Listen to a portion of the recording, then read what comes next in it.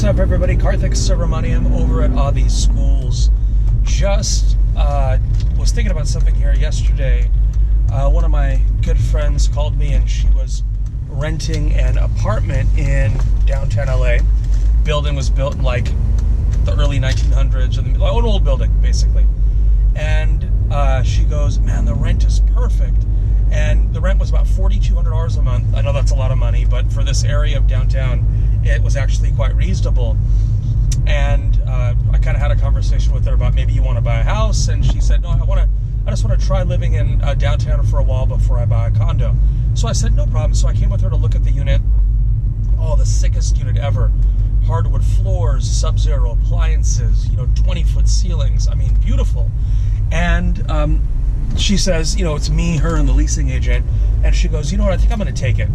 So she tells the leasing agent, I'll take it. And the leasing agent goes, just to give you a heads up, I have to tell you, and he slid this paper across the table and said, somebody died in this property about 9 months ago. And the prior tenant passed away, and, I just have to let you know. And she kind of looked, a little freaked out. She said, I don't know if I want to take this. And, she just said, give me a second to think about it. And her and I went outside into the hallway, and she goes, well, what do you think? I said, well, it's your decision. What do you think? And she goes, I don't know. And then she goes back into the leasing office and talks to the leasing agent and says, well, how did they die? The leasing agent goes, I think they were just ill. They were sick, and they, had some problem, and they passed away. Nothing violent. And she comes back outside of the hallway with me, and she goes, that makes me feel a little better. And she goes, what are the rules? What are the rules about death on a property? When does a landlord or a seller have to disclose it, and when don't they? So basically, here's the rule. One of the early real estate lawsuits about death on a property was in 1983. It was a lawsuit called Reed versus King. And basically in Reed versus King, 5 people were brutally murdered in a property, and it was like 10 years ago.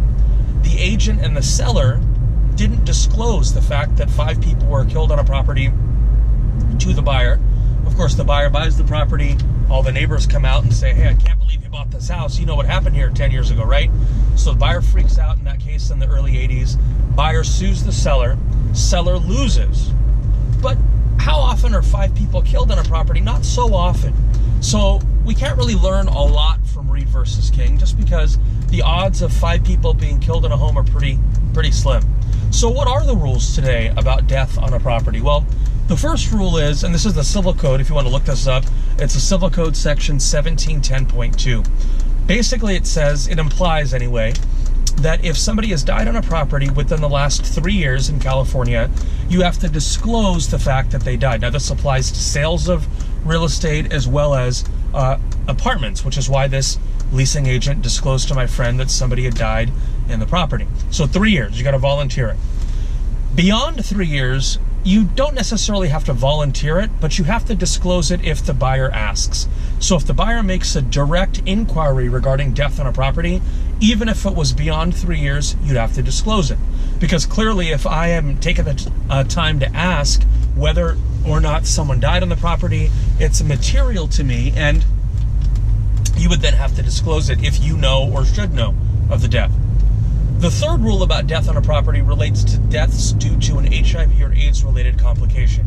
If somebody died due to HIV or AIDS, you don't disclose how that person died, mainly because of the social stigma associated with HIV and AIDS. Maybe you remember in the 1992 Olympics when Magic Johnson disclosed that he was HIV positive, a lot of the players domestically and internationally didn't want to play with Magic Johnson for fear that they might catch the virus, which is completely bogus. But anyway, because of the social stigma associated with HIV and AIDS, the manner of death need not be disclosed. So I'll link up in the description box the link to the Civil Code section 1710.2 in California, just so you can kind of read it for yourself, number one.